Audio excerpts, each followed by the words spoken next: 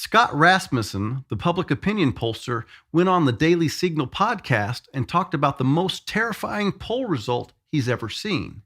It confirms what many of us already know, but at the same time, it's kind of shocking. Check it out. We asked voters, 1,000 voters first, suppose there was an election and it was close, but your candidate lost. And if their campaign team knew they could win by cheating and not get caught, would you want them to do so? Now, among voters, only 7% say they'd rather cheat than win. I wish it was 1 or 2, but 7% is not bad. Among the elite 1%, 35% would rather cheat than win. And then among a group that we call the politically obsessed elite. And these are people who are not only in the elite 1%, but they talk politics every day. 69% of them would rather cheat to win the election. And it's because they don't have much respect for the opinions of voters. Like I said, this confirms what most of us already know. The liberal elites will do anything to gain and retain power. Rasmussen further confirms that point with the next bit of polling data he talked about. Most Americans think we don't have enough individual freedom. Among the elite 1%, about half say no, we've got too much freedom. And among that politically obsessed group, about 7 out of 10 say there's too much individual freedom in America. Isn't that crazy? 70% of the politically driven liberal elites, people who run the mainstream media, people who have their congressmen on speed dial, people who are actually working in the government believe that Americans have too much freedom. That's why they hate Donald Trump. It's also why they protect Biden, even though they know he's corrupt.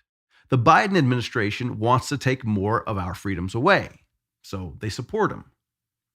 The liberal elite are to the point that they refuse to give the other side a chance to even speak their mind. Case in point, Ronna McDaniel, the former chair of the Republican National Committee. She was hired by NBC News to be an on-air contributor and then fired a few days later because a lot of people like Chuck Todd and Rachel Maddow raised heck about it. McDaniel was the leader of the RNC for 7 years. That's someone who is in part responsible for developing the Republican Party platform and election strategies. Why in the world wouldn't a news organization, especially one that's dedicated to defeating their political opposition, want that kind of insight from their political opposition? Why wouldn't they want to show their viewers just how weak the other side's ideas are? Because they can't. In that podcast, Rasmussen talked about some other polling data that shed some light on why the liberal elites wouldn't want someone like the former RNC chair to be allowed to speak her mind. It's been 50 years since most voters trusted the government to do the right thing most of the time. I mean, it's been since 1972. But among the elite 1%, 70% trust the government. Why? Well, partly it's because of what we mentioned earlier. They can get in touch. They can reach out to their congressman or to an agency person. They are the government to a large degree. And it's not a conspiracy. A lot of talk about deep state conspiracies. Truly, it's a sense of a fraternity. We all know each other, and we really don't understand the rest of the country. If what the liberal elite constantly tell us is true, that their ideas are the best for the country, and that the opposition is driven by racism and sexism and homophobia, they would rejoice in having a Trump supporter as an on-air contributor. If what they say is true, McDaniel would have been a weekly punching bag that allowed NBC hosts to score political points and further their agenda.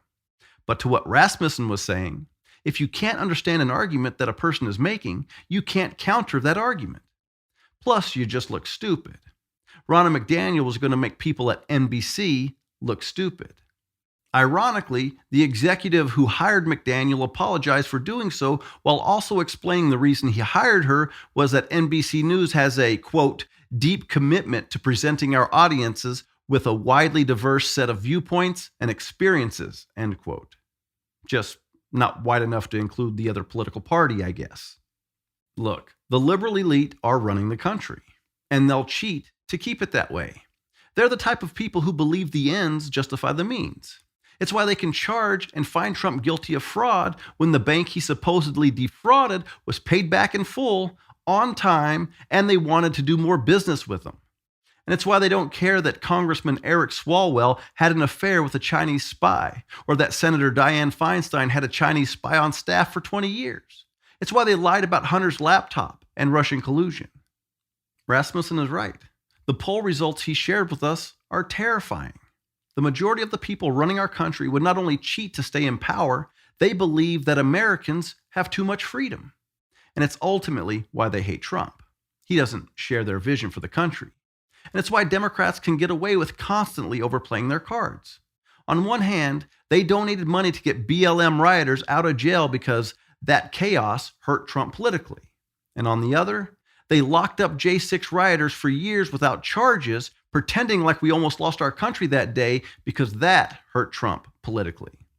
The liberal elite share a common goal and will literally do anything to achieve it. And Scott Rasmussen got them to admit it. And that's the simple truth. Hey guys, thanks for watching. And if you all want to support this channel, check out the links in the description, and let's keep putting some common sense back into the great debate.